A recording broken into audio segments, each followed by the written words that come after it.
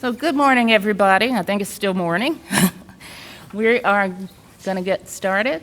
First of all, thank you all so much for coming today. This is really kind of a nasty day looking at the weather, but we appreciate you being out here.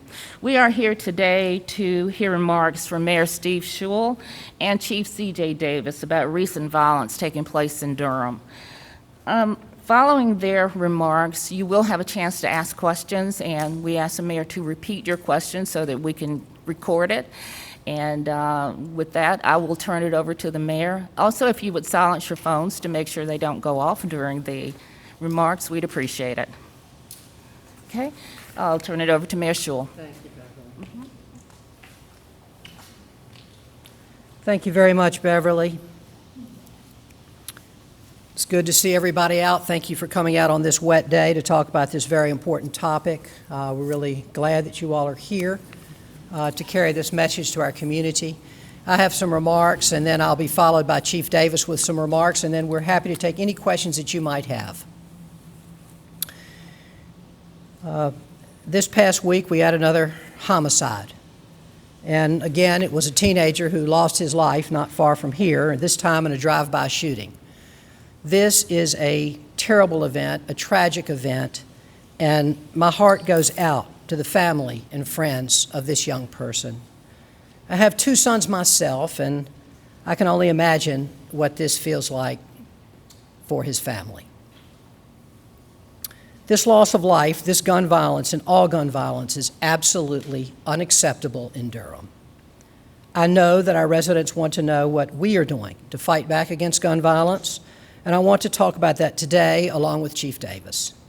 I also want you to know that Chief Davis and the police force she leads have my total and absolute confidence. Chief Davis is a remarkable leader, and she is deploying all of the policing tools at our command to stop this violence. Every time there is a gunshot wound here in the Bull City, it doesn't just tear into the body of the wounded. It tears into their family, into their neighborhood, and into our entire community.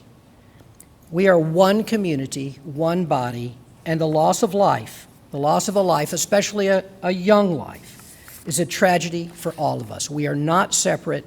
We are not insulated. Every child is a child of Durham, and we must do everything in our power to assure that we never lose another one. We have had a very tough few months of gun violence in Durham. You know that. And in this regard, we're part of a national trend. While some categories of crime are down during the pandemic, nationally we have seen a large increase in gun violence and shootings and homicides, and there is no doubt that the pandemic is playing a role in this. The coronavirus has caused isolation and economic dislocation on a mass scale, and the worst effects have fallen on our economically disadvantaged communities and communities of color. The virus has heightened the factors that lead to gun violence: unemployment, housing instability, hunger, mental health problems, and isolation. Instead of being educated in a school building, our teenagers are at home, often with their parents at work, and sometimes out on the streets and under the influence of the streets. Durham Parks and Rec normally operates many on-site programs for thousands of children and teenagers, which are impossible during COVID to operate at that scale. These are pandemic realities in Durham and across the nation. In addition, across the nation, gun sales have surged in recent months. There are now 393 million guns in America, far more than the number of people who live in our country. As long as guns are available in these quantities, and as long as they are easily available to almost anyone who wants a gun, we are not going to be able to end gun violence in this country. And that is a hard truth which everybody needs to hear. So we know that in regard to gun violence, Durham is suffering much like the rest of the country. But we also know that despite the factors that exist across our nation, the pandemic, out-of-control gun sales, drugs and gangs, these exist across the nation. We in Durham have to do everything we can on a local level to fight gun violence here at home. It begins with smart, strategic policing, and under the leadership of Chief Davis, we have that. Let me describe some of that work. It begins by hiring the best, training them well, and leading them well.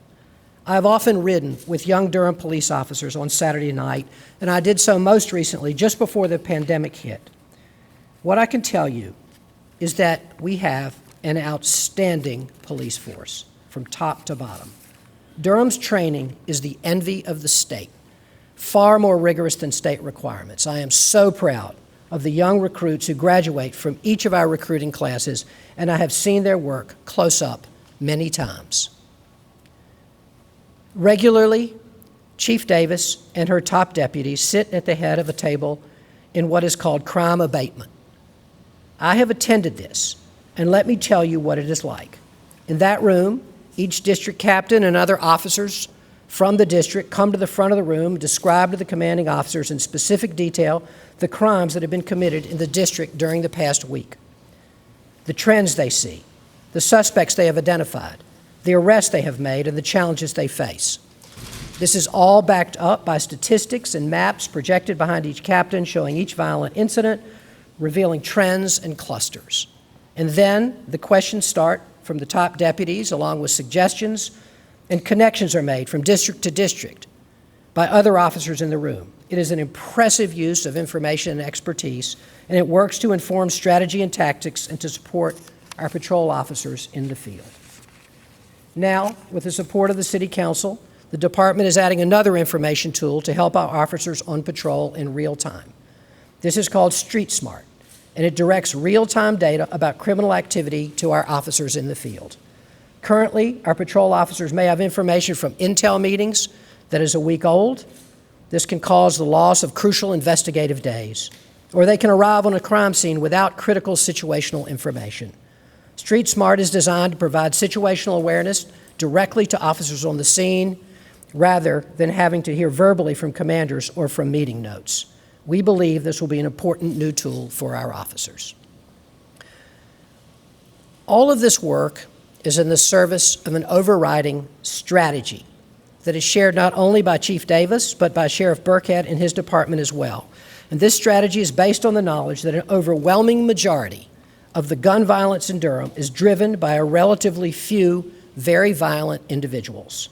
People who are willing to shoot, to hurt, or kill others, and who do so repeatedly, often inviting retaliation. The strategy of our police department and our sheriff's department is do everything we can to identify these people who are repeatedly committing violent crimes, to arrest them, and to get them off the streets. To further that aim, our police department has made a recent significant change in its investigative practices.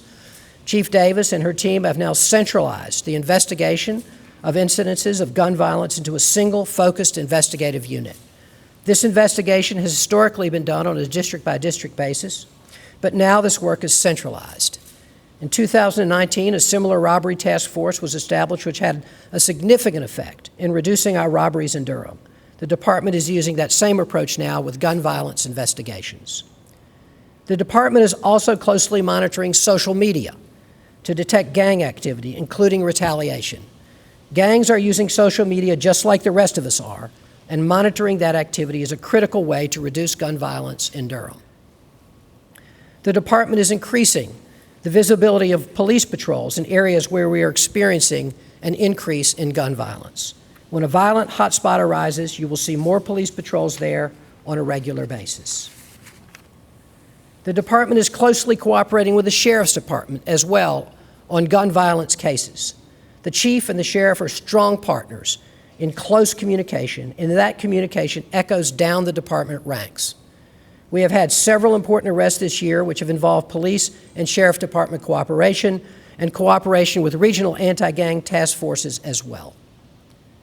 Once these arrests are made of people committing gun violence, it is important that they be held in jail until their trial.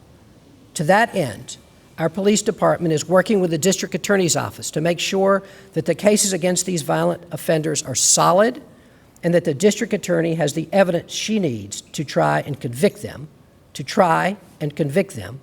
and that the magistrates have the understanding that these repeat violent offenders need to have a bond set that will keep them off the streets. I commend the DA's office for their recent stance on keeping the accused murderer of Zion Person in jail without a bail, a man with a very violent history. And while I'm at it, I do want to commend Virginia Bridges on an absolutely great, super informative story on that I think tells a really powerful, powerful story to all of us.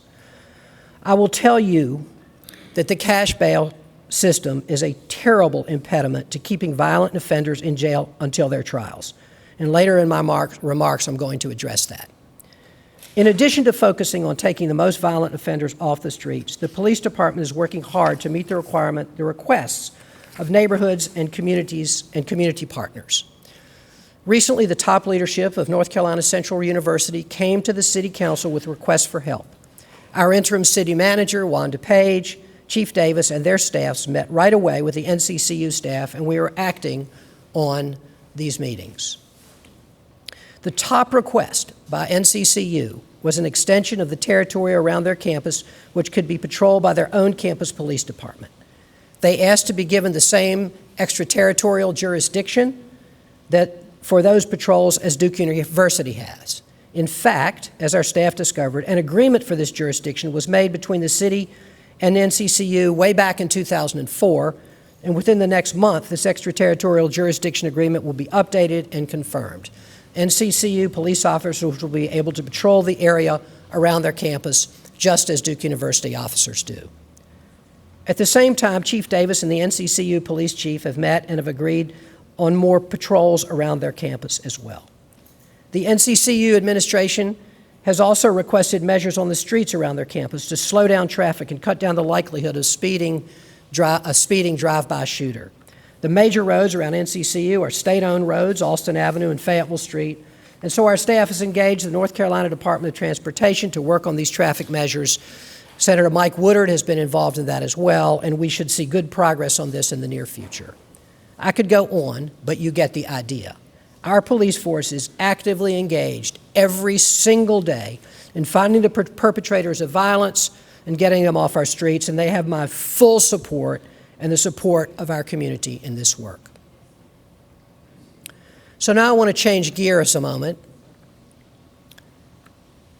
because here is what we know, and this is very important.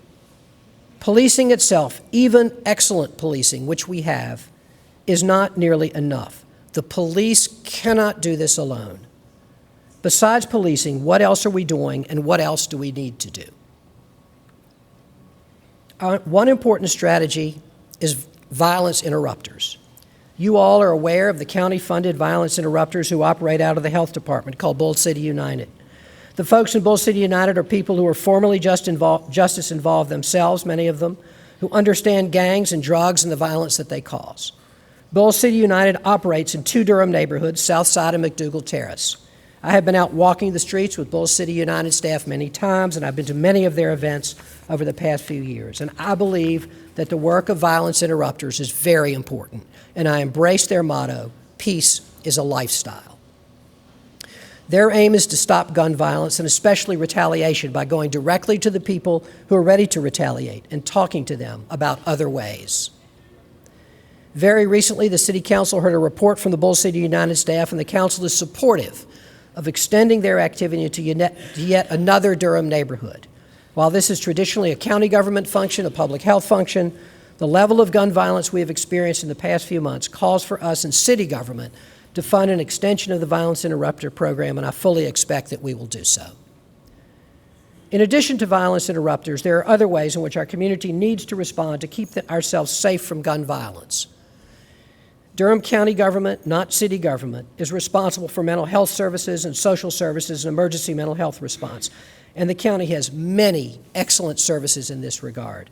We need to continue to expand this kind of mobile response to mental health emergencies, to expand our mental health services in general, to expand our drug education and treatment services. And we need to continue in the city to expand Durham Parks and Rec services to youth. We need our private employers to step up, to hire our youth through our summer youth internship program. When people want to know what they can do in business to keep our community safe, you can hire a young person next summer to work as an intern through our YouthWorks internship program. And now I want to turn to the subject of our state legislature. I have said this to the members of the press many times before, and I will say it again. What our legislature does is key to our ability to fight violent crime here in Durham.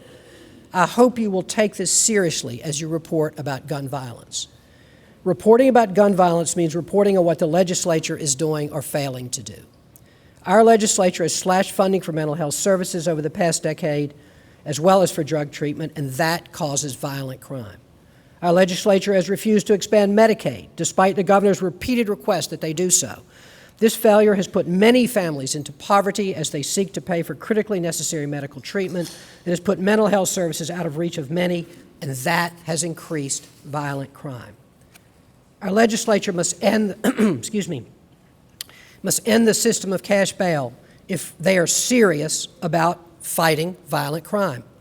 Cash bail fails us in two ways. First, for low-level offenders, cash bail means that we are keeping people in jail for minor offenses who absolutely should not be there. Second, and just as important, cash bail means that violent offenders who can make bail are back out on the streets as soon as they bail out. Even when a magistrate sets a high bail for someone who the police arrest for shooting someone else, that person is often bailed out by cronies they are involved with in drug deals. We see that a lot. High bails don't mean much when large amounts of drug money are involved. If we end the cash bail system, we can assess the danger that each person arrested poses to our community. We can let people remain in the community who are arrested for small offenses, and we need to do that, rather than keeping them in jail.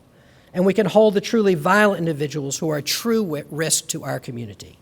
We need our legislature to end the cash bail system, to defy the bail bondsmen who are lobbying to prop it up, and to do so in this coming legislative session.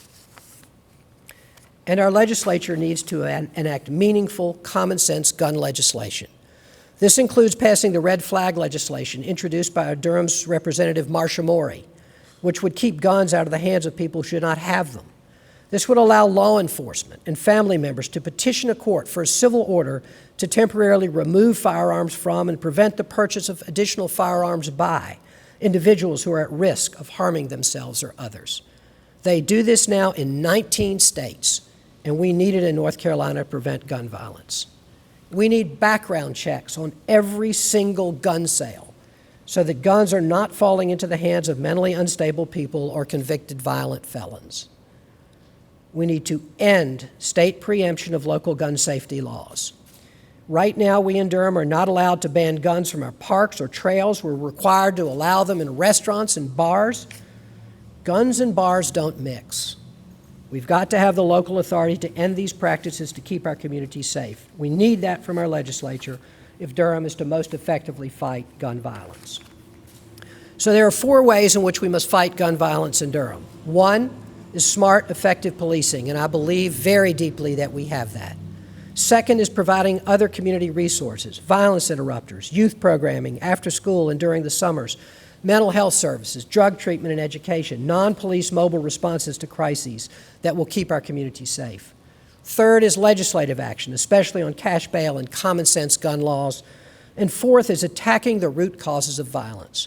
If a person has a good job at a good wage, affordable health care, a good school for their child to go to, and a safe, warm, affordable home where they can lay their head every night, they're not going to be committing gun violence.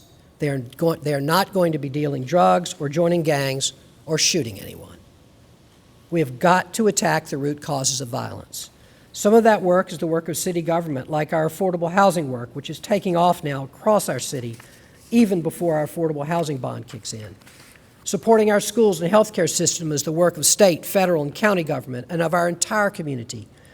But we've got to attack root causes or we won't end gun violence in our city or our society. I will end these remarks with a comment about just one way in which the city is attacking root causes, work in which we have had remarkable results, and that is the work of the DEAR program, the Durham Expunction and Restoration Program. DEAR was born out of the work of the City of Durham's innovation team. The city invested $250,000 to create the DEAR program to provide free help for expunctions and driver's license restoration. Prior to DEAR, there were over 11,000 people in Durham, mainly our Black and Latino neighbors, with a suspended driver's license due to unpaid traffic tickets that are, on the average, 16 years old. 11,000 people in Durham with a suspended driver's license due to unpaid traffic tickets that are, on average, 16 years old. This is not and cannot be justice. Deere attacked this problem, and as a result, over 50,000 old traffic charges dating back to the 1980s, but still leading to driver's license suspensions, have been dismissed. 50,000 charges dismissed for 35,000 people. And city staff has now worked with our judges and DA to waive $2.7 million in traffic fines and fees for 11,000 of our residents. This is transformative for the lives of these residents.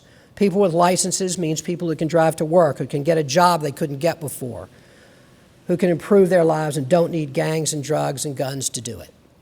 In addition, last year, Deere helped 900 Durham residents get their records expunged for free. People living for years with charges on their records so they could have a chance to go back to work. This is just one example of how we attack root causes, and there are many, many others. But we need to do all of these things to prevent gun violence. None of them will do it alone. Superb, effective policing. Other community interventions like violence interruption, mental health services, and drug treatment. State legislative reforms on cash bail and sensible gun laws, and attacking root causes. We have to do all of those things to fight gun violence. And if we do them well, we can make a real difference in gun violence in Durham, and I am determined that we will do that. So thank you so much, and now I'm going to introduce our wonderful chief, Chief C.J. Davis, for her remarks, and then we will take your questions.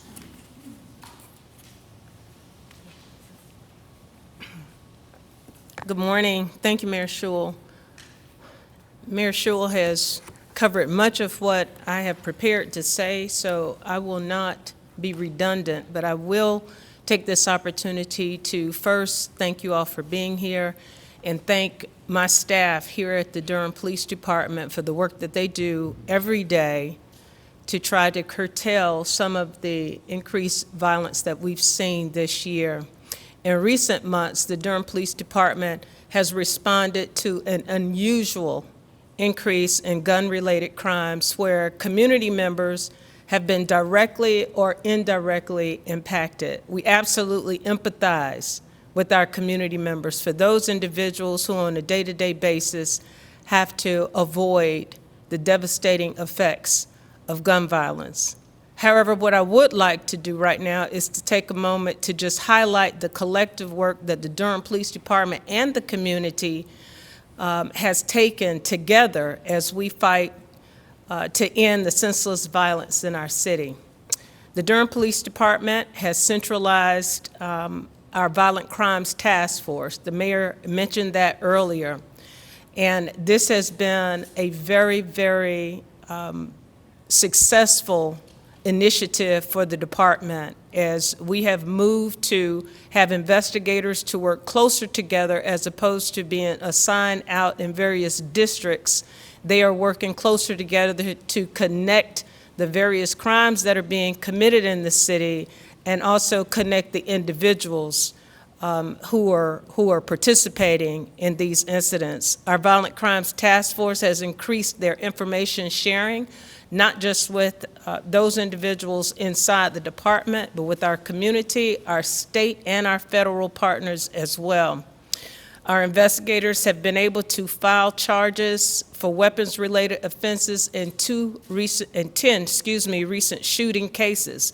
4 of these shooting cases were cleared by arrest, and the incidents were committed by 2 separate juveniles in these most recent incidents.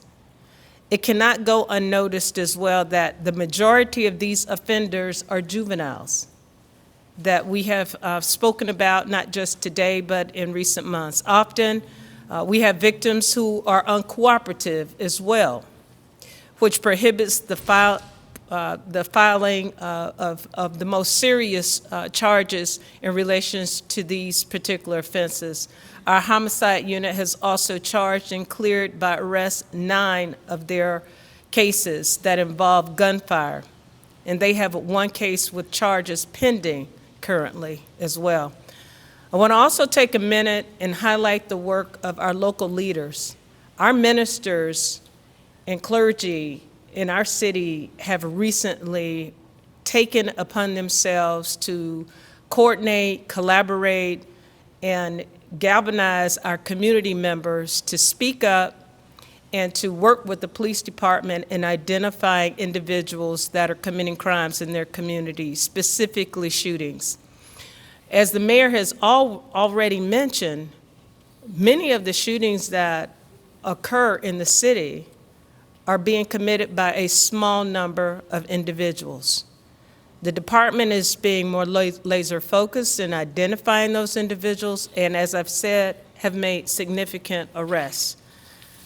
I think one of the prevailing factors in what we are talking about today remains that we can't do this by ourselves. We are just one cog in the wheel. And we are at the end of the process when it comes to the criminal justice system. There's much work to be done at the grassroots level to deal with the root causes of crime. And I know that the mayor and our council are having long deliberations about how we best address those social issues that plague our community. We would love to see the police department be put out of business, but we are very busy these days. We would love to see our citizens live in environments that aren't stricken by gunfire at night, and where our young people aren't having to participate in exercises of jumping in bathtubs and ducking whenever they hear gunfire in their communities. No one should live under those circumstances. So I say thank you to our community members who have stood up, who have said enough is enough, and who are working with the Durham Police Department, who have provided information to the police department where we have been successful in identifying individuals who are committing some of these crimes. Most of the uptick that we saw this year in 2020 occurred around the months of March and April comparatively to last year. That's when we saw our highest spikes in violent crime. However, over the last several weeks, we have seen some of that crime sort of plateau, and we've seen percentages that have decreased. So we're moving in the right direction, and some of the work that we've done internally has been very beneficial, and we've seen some positive outcomes.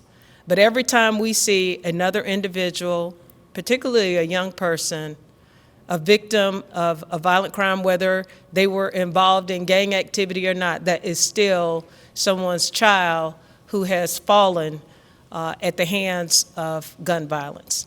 So at this time, I would like to join the mayor in answering any questions that you all may have of us. Davis, if I could start off, so we ask you, when you ask your question, please state the name of the media outlet you're with, and please ask your question loudly so we can hear it. Okay, yes, I'm Sarah Kruger with WRAL, and it seems that a lot of the shootings recently have been drive-by shootings. I was wondering if that is something the department is noticing as well, and if so, why you believe that's happening, and what challenges that may create for you all. Thank you, Sarah. Yes. Well, I'll repeat the question. The question was that some of the recent shootings the characterization has been drive-by shootings, and what challenges the police department faces as we deal with that.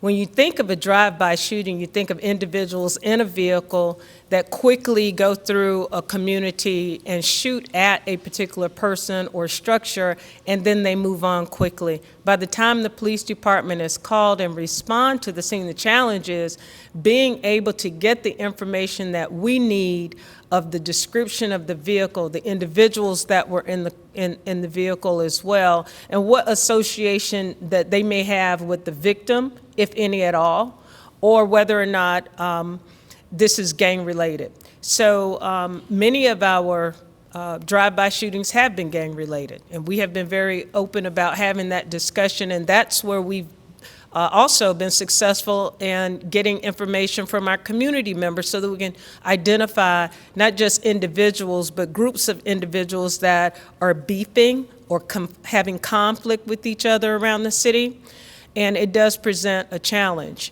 So descriptions are important, the utilization of local video footage at businesses and other video systems that have been very helpful to us, and to be able to identify what vehicle it was and whether or not that vehicle was actually involved in some other crime in the area as well. Hope I answered that for you, Sarah. Yes, Virginia.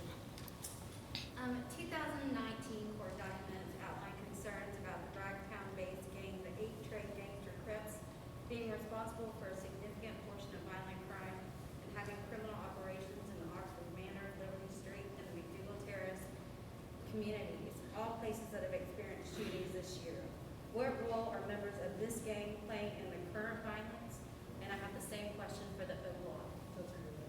Virginia with the News and Observer. Virginia, with the News and Observer, has asked about 2 specific 8 Trey Crip and O-Block gang groups that have been identified as operators in the city of Durham.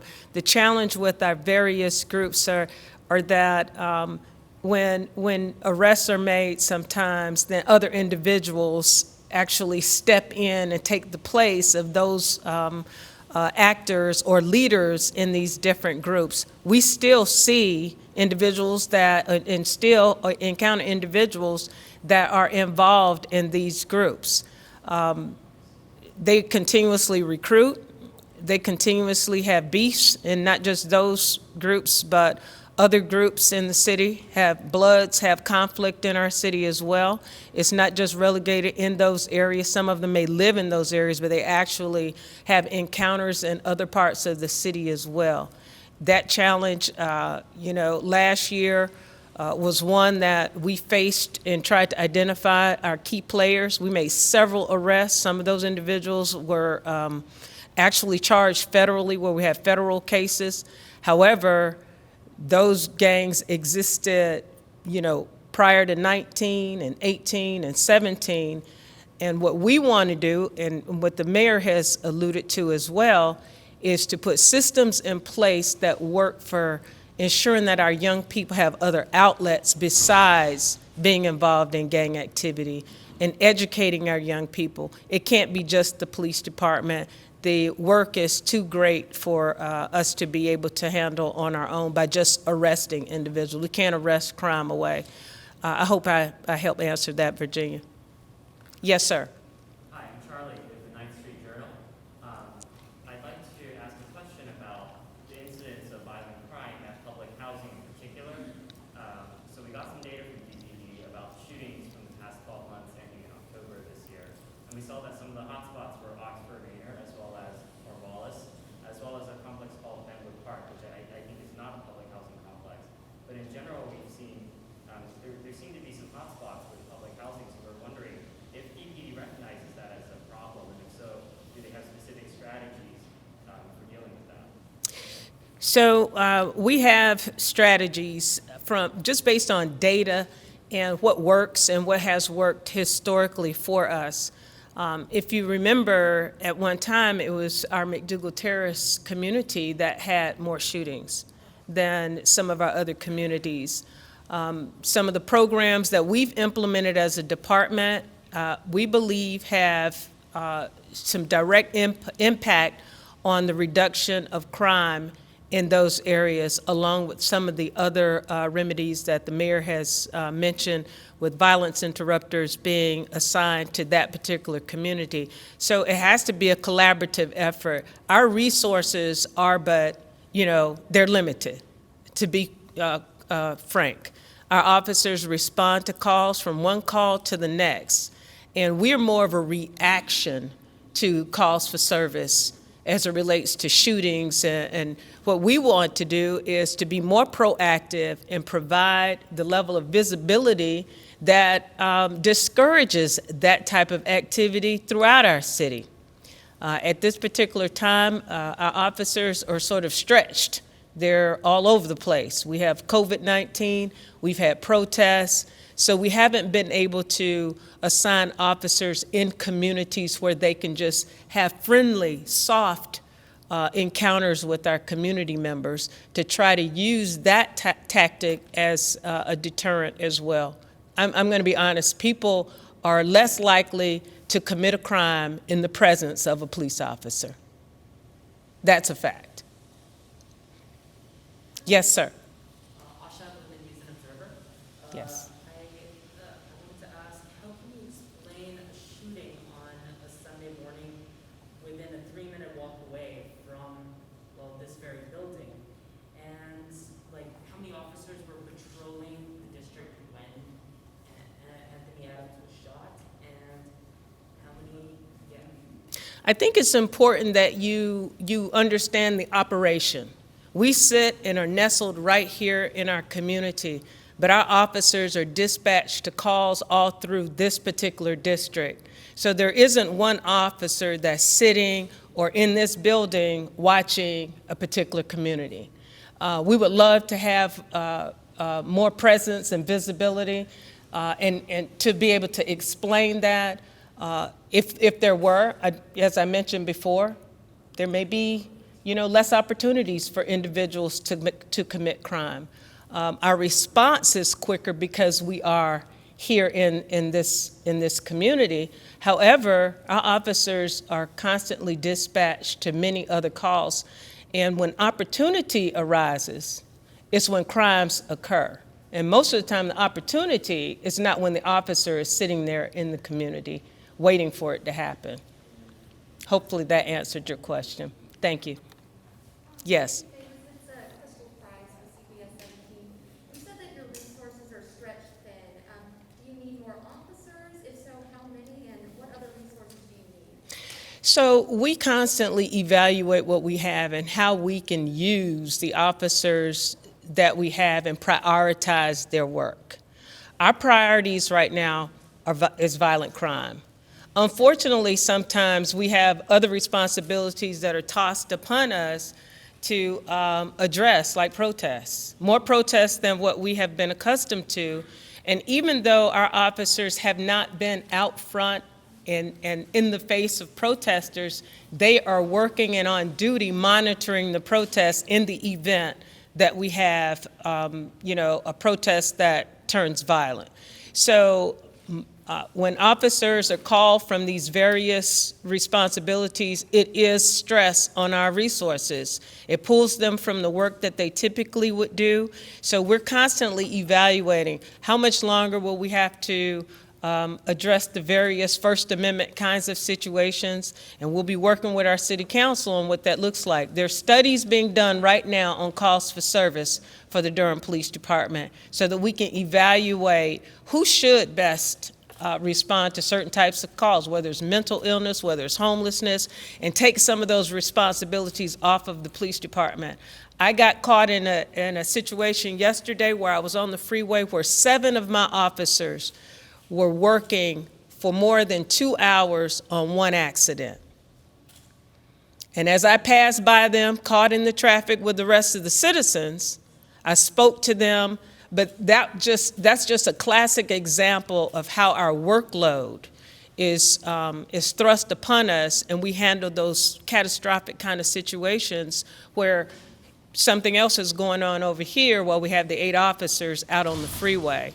So we will be working really closely with our council and the results of the study that's being done on evaluating calls for service. And not just looking at the numbers of calls, but what does that one call entail? Does it entail 7 officers being out of service for 2 hours? And that's not an anomaly. That happens quite frequently. Sarah, and I'll be back with you, Virginia. I was speaking earlier today with a spokesperson for the Durham Fraternal Order of Police, and one thing he mentioned is that there are a lot of operational vacancies right now within the department, and perhaps a sense that it is difficult to fill those positions in part due to the national climate. Can you talk about how many vacancies you have, if it's hard to fill them, and how that is impacting the police department's ability to fight crime? Thank you, Sarah. That's a good question. And Ashley, I think there's, I'm sorry. Sarah's question was about the fact that we have a certain amount of operational vacancies. And just to define an operational vacancy, it means that I could have 20 officers or 20 recruits in training right now, but that's 20 positions where they are not operating. They are not operating as police officers because they're in training. So our practice is to try to ensure that we keep our department fully staffed so that we don't have as many we can still operate even with those officers in training. So the rest of the question really had to deal with the climate and recruiting efforts. I think there's a confluence of issues with this situation. You have a pandemic, a national pandemic, and you also have a climate of racial equity issues and tension around the country. And just paying attention to the applications that come to our department, we still continue to receive applications. However, recruits have to make decisions about, is this a good time to move my family? Is this a good time to bring my kids from one climate or one school to another working environment? And I think decisions are being made about moves in the pandemic, and also whether or not this is the career field that's appropriate from. On the other hand, we have seen individuals who are more energized about being a part of this work as being a part of the solution. So we continue to have recruits in our classes. Our recruiting efforts have been restricted to some degree because we have not been traveling as much and have not been in the faces of individuals and have tried to use more digital types of recruiting mechanisms as well. But we will continue to aggressively recruit. But I do believe that the various environmental kind of, issues that we're dealing with has had an impact not just on us, but also on other agencies around the country as well. Thank you. You had a question, Virginia? Yes, Virginia from the News and Observer. Has reducing the jail population made any impact on the amount of gun violence in the city? And do you think it's affected the way that people are committing the crime, looks at repercussions of going to jail and getting convicted? I would need to really look at more data. Anecdotally, I know of cases where individuals have committed serious crimes and, return to the streets, and they return and commit more serious crimes. And that is not a hypothesis, that is actual reality. And those are the individuals that we're focusing on. Those are the individuals that we are working really closely with our DA, who I commend for assigning a gang ADA to our unit so that our gang unit can work closer with those individuals, with a particular individual, to help develop cases against our most serious offenders. And that has happened recently. Thank you. So we're running out of time. We're going to take 2 more questions. So if you would, go ahead and ask your question. And if you have a question for Mayor Schul, he is here. Well, I love that the chief's answering. This is a question for both the chief and the mayor. So we've heard about some of the long-term strategies to reduce gun violence, but when we're thinking about the short term, what about the people who are getting shot today? We've seen Shot Stopper getting turned down by the city council. We've seen only a limited number of officers being added to the Durham Police Department, but when we're thinking immediate solutions. Well, we operate on immediate solutions every day. There's really no playbook for us right now because we've never had a coronavirus. We've never had, some of the obstacles that we're facing right now with these upticks that didn't go down, upticks that have stayed up, not just for us, but around the country. And everyone is really working daily to try to identify the areas that we need our officers most. How do we increase the time that they work without putting undue stress on them? Because that in itself is another element of the work that we do to make sure that our officers can do this work and do it in a way that, supports officer wellness. So we are daily changing the game, depending on the work that needs to be done and the community. One day it could be Bentwood, the next day it could be, over off of Roxborough somewhere. So the work that we're doing in the long-term solution really is to look at, how do we go into 2022 with some additional types of initiatives and plans that address some of the social issues in our community so that there will be some impact on crime from a different angle as opposed to a reactive approach from the police department. I would love to not have to ask for more officers, but as the demand continues, that's all we know sometimes. Thank you all so much for being here today, and I will say that, again, I commend my staff for the work and how they've stretched themselves during this particular uneasy time.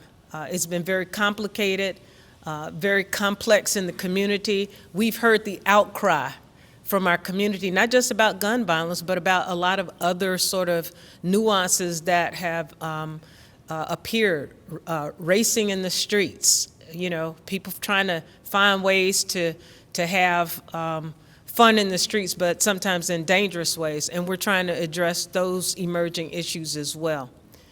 Mayor, did you have anything else you wanted to add? Great job, Chief. Thank you. Thank you all so much for being here, and stay dry.